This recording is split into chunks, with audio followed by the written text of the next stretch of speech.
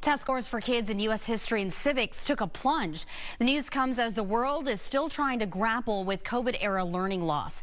Parents, teachers, and policymakers all searching for answers. Fox News correspondent David Spunt reports the latest from Washington.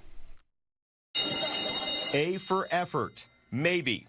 Eighth graders nationwide aren't testing well. Scores hit record lows last year, according to the nation's report card. This is something that the president is concerned about, that the Secretary of Education is concerned about. There was a 5-point drop in U.S. history scores from 2018 to 2022.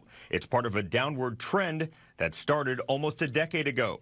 Only 13% of students are proficient in topics like democracy, culture, and technology.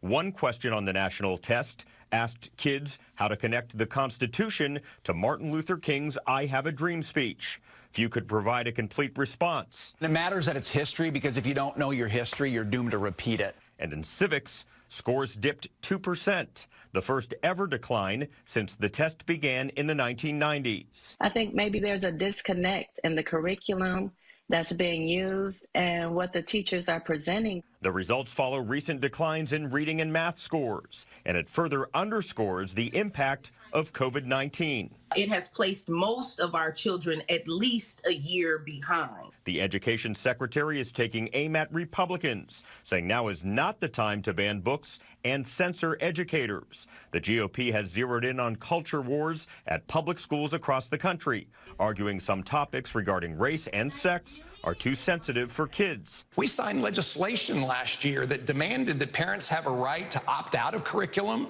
And at the core of this, parents have a say about their children. The results from the nation's report card were gathered from about 8,000 students at 400 different schools. In Washington, David Spunt, Fox 26 News.